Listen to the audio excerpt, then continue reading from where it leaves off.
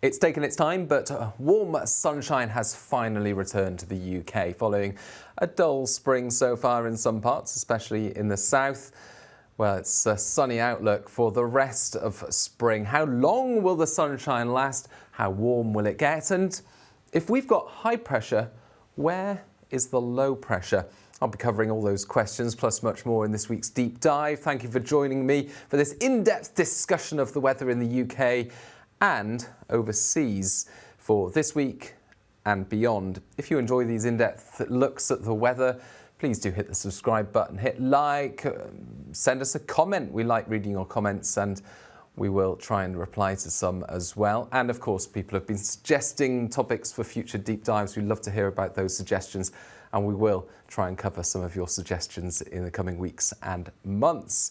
But for now, well, just look at this. High pressure in charge of the weather now. Having seen low pressure dominate the weather so much throughout spring, high pressure has become the dominant feature during the last few days, and that high pressure is sitting to the west. And as you can see, the jet streams pushing to the north there. Another jet stream there pushing over North Africa with low pressure over the Mediterranean. More on that in a moment. But let's just run this sequence forward, and really there's very little to talk about over the next few days. I won't go into the details for the next few days, of course. We've got daily weather forecast videos that cover all of that. I'll just give you the broad overview, and if we go into Wednesday, you can see that high pressure is basically staying in the same place, just to the west of the UK. If anything, into Thursday, it edges a little closer to the country. We've still got the jet stream running across northern Scotland now at times through the rest of this week and into the weekend. As we've seen during recent days and the last week or so, weather fronts will topple in over the top of that high pressure. And there'll be weak features because they'll be running in over high pressure. They'll be going well to the north, but they will occasionally bring thicker cloud to the likes of northern Scotland and some light and patchy rain and drizzle. The more unsettled weather staying well and truly to the north because of the north shifted jet stream. High pressure there. Now, what you'll notice by day 5 actually is that high pressure is, well, it's Saturday, is that day 5? I can't count. Day 4.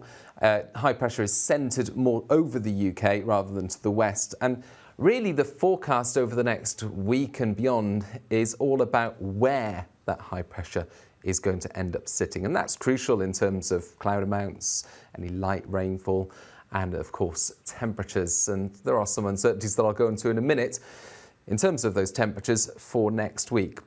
But overall, the outlook is for high pressure to stay with us. Complete contrast to what we've seen during recent weeks across the Mediterranean, of course, with a segment of the jet stream running over North Africa. We've got low pressure and lots of low pressure popping up across the Mediterranean. It's been most unsettled across Italy, of course. You may have seen in the news the devastating flooding, the rainfall concentrated over a region known as Emilia-Romagna, and the rainfall amounts there have just been off the scale, really, over the last few weeks. Now, it's not going to be quite as wet for Italy. Let's just zoom in and put the rainfall on over the next few days. And for the rest of Tuesday into Wednesday, the main risk area for rainfall across Italy is into the Alps region now. There's going to be some showers bubbling up because we've still got low pressure in general close by Italy, but showers and thunderstorms inland. However, the wettest weather likely across the Alps with some very big thunderstorms developing here. Not affecting directly those areas that have been particularly affected during recent weeks, but with swollen rivers and high rainfall running down the Alps, then that could exacerbate the recovery operation in Italy. Meanwhile, Spain now getting a lot of rainfall. Of course, Spain has, the main story in Spain has been the lack of rainfall during the last couple of years. But now, with low pressure generally centred over North Africa and high sea surface temperatures fueling a lot of showers and thunderstorms in this region, there's going to be a lot of rainfall, high rainfall amounts across parts of Spain. In fact, this shows up quite well on some of the graphs. If we take a look at rainfall, for example, and just move the map towards Iberia. And the kinds of rainfall totals we're talking about over the next few days are well above what they'd normally expect in a whole month of May, because of course we're getting into the drier period of time for Spain. But we'll just pick out a few examples here, and these are 24-hour rain totals. It doesn't show much from Wednesday onwards, but this is showers. These are thunderstorms, not particularly well captured by the lower resolution global model that this is sampling. You can see Tuesday there, 50 millimetres. That's equivalent to about a month's worth of rainfall in the region of southeast Spain. And so some very heavy rain and thunderstorms coming along. Let's just choose another location there, or pick that one. Alicante, for example, 39 millimetres, but these are going to be very hit and miss showers and thunderstorms. And in some spots across southeast Spain, could see 150 millimetres falling throughout this week, with as much as 50 to 100 millimetres in 24 hours. So some very wet weather to come in Spain. Of course, we've seen the heavy showers and thunderstorms across Italy. Now, another part of the world currently affected by heavy rainfall, a different system altogether, is towards the Pacific, so out towards Pacific island of Guam. And you'll notice this very severe typhoon that's on the map, and that, over the next 24 hours, is heading towards Guam. And it's likely to bring wind speeds, average wind speeds of 115 miles an hour, wind gusts of 150 miles an hour, perhaps more. It could develop into the equivalent of a Category 4, if not higher, hurricane, the equivalent hurricane force there. And it's early tomorrow that we're expecting that to hit Guam. So some serious impacts for Guam, flash flooding, sea surge, 300 to 400 millimetres of rainfall in just a 24-hour period, and their monthly rainfall for May is 200 millimetres. So some serious weather there as that typhoon moves through during Tuesday night into Wednesday. Also in the news, of course, recently we've had the wildfires across North America, and it's Alberta in particular where we've seen the most serious of the wildfires because of a heat wave that we've seen across Alberta. And although temperatures have lessened for the time being, and the wildfires are beginning to ease, there are still wildfires out there across Alberta, this western side of Canada, and the heat is expected to build once again from the south during the weekend. And with temperatures rising here, there is that risk of wildfires becoming more widespread and causing further issues again with air quality and serious amounts of smoke and so on.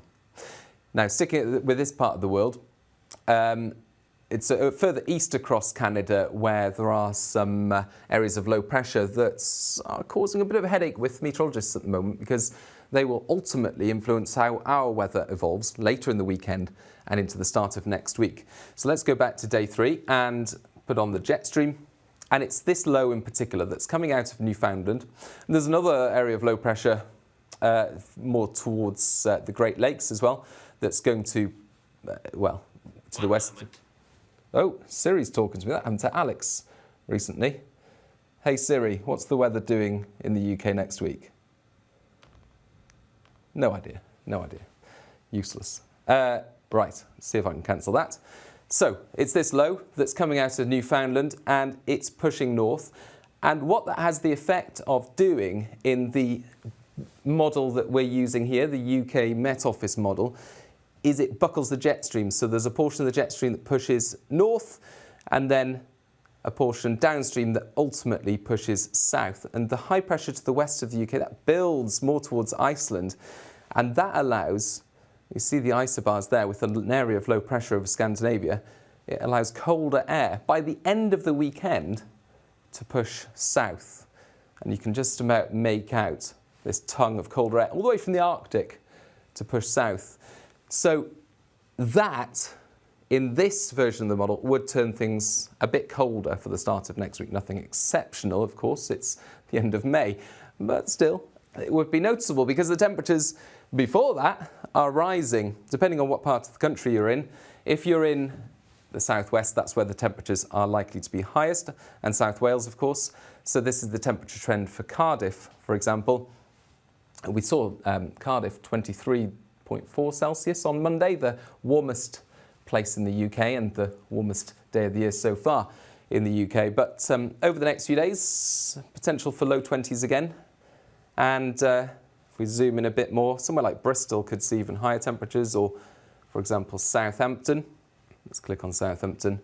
Up to the low 20s, 21 to 23 Celsius this weekend expected in Southampton. Could see 24 Celsius somewhere along the south coast or central southern England into the weekend. Let's see if Bath is showing anything interesting. Again, low 20s. It's colder, or cooler I should say, further east. Let's turn on Ipswich there, high teens. Norwich, 17. And of course, for eastern Scotland, 13 there on Sunday. And you can just about see that temperature drop, 19 down to 13. And that really indicates that colder air that by this stage is coming into Scotland, into northeast England. But this is just one computer model run. And as I mentioned towards the beginning, there are some differences emerging by this stage in terms of where that colder air ends up. And I just want to show you some of those differences. So what we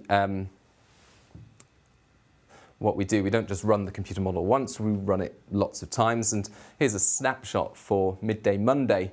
The lighter colours here show the colder air. And this is similar to the Met Office model run. This what's named the control member here. And it shows colder air becoming widespread across the UK.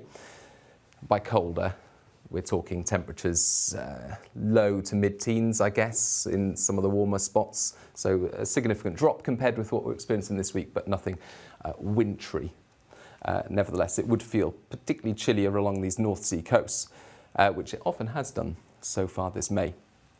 Now, that doesn't necessarily show up in the same way in these other members. There's a member here, a computer model run that shows the colder air widely across the UK. This member here as well.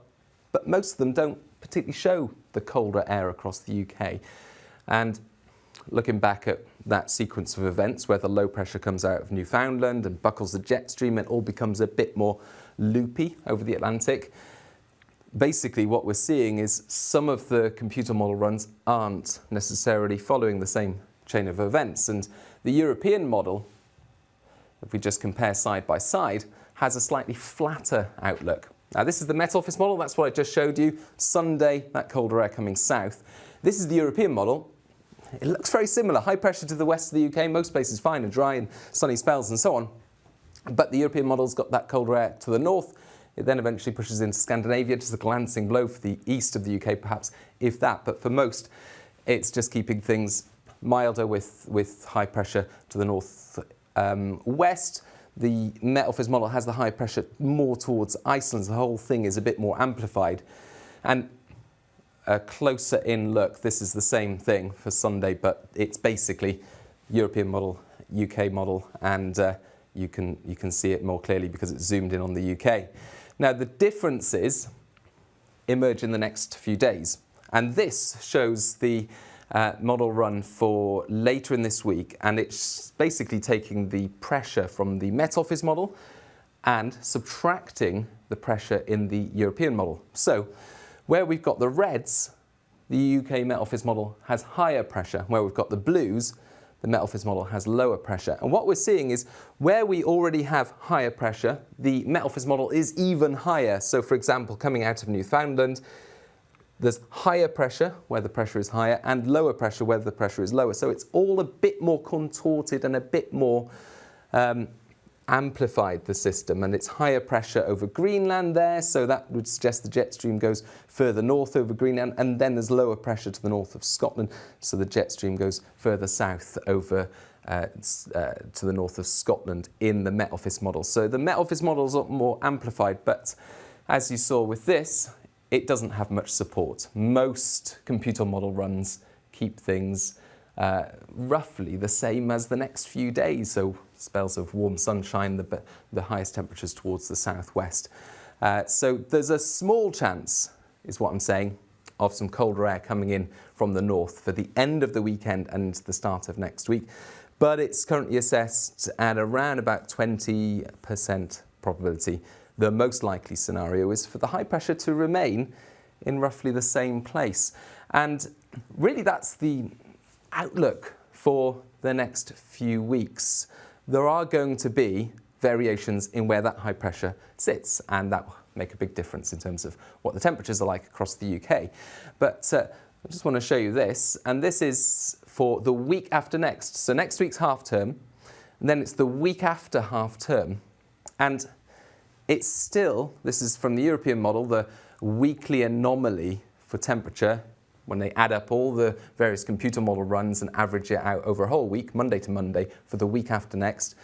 And it's got this strong signal for higher than average temperatures across most of the UK, not so much for the east of England. And we've seen that through May so far, this cooler northeasterly breeze coming off the North Sea. But for the rest of the UK, above average temperatures, this strong signal for next week and for what that map shows, the week after.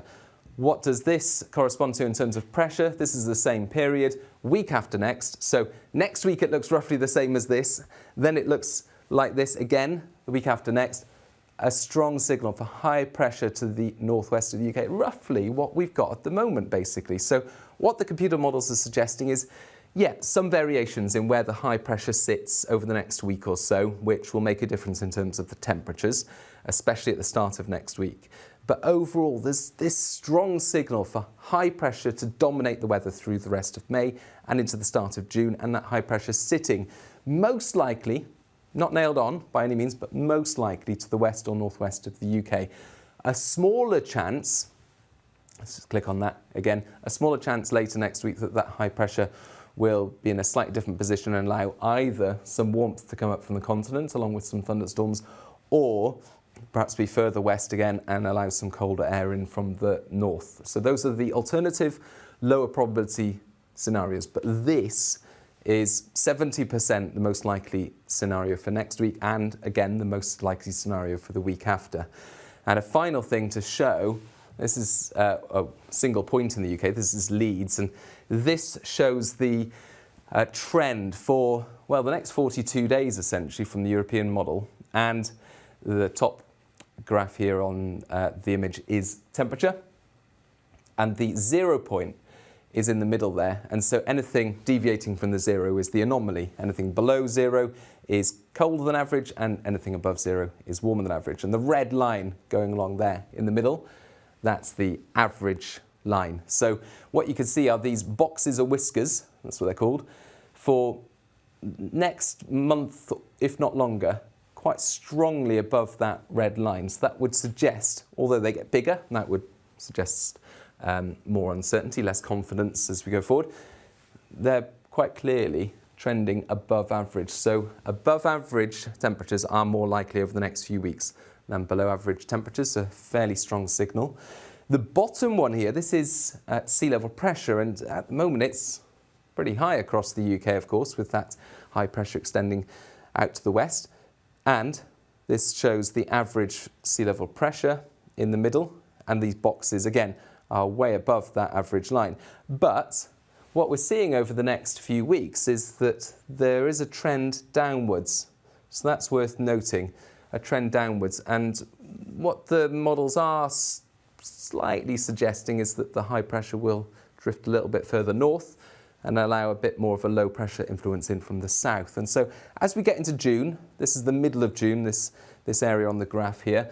As we get into June, the precipitation here, there's a trend slightly upwards, an increased chance of showers and thunderstorms coming up from the south. But that's a few weeks off, so the signals are understandably muted for that at the moment, and we'll have to wait and see. But for the next few days into next week, the main signal for the UK is for high pressure to continue to dominate. That high pressure will continue to bring plenty of warm sunny spells. Some question marks over temperatures at the start of next week, depending on whether we get that northerly or, more likely, not. And then through the rest of next week and into the week after, it's simply high pressure being the most likely outcome.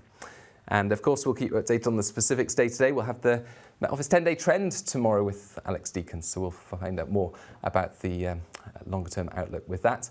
But thank you for joining me, and yeah, if you enjoy these, please do hit the subscribe button, hit like, and send us your comments. Bye-bye.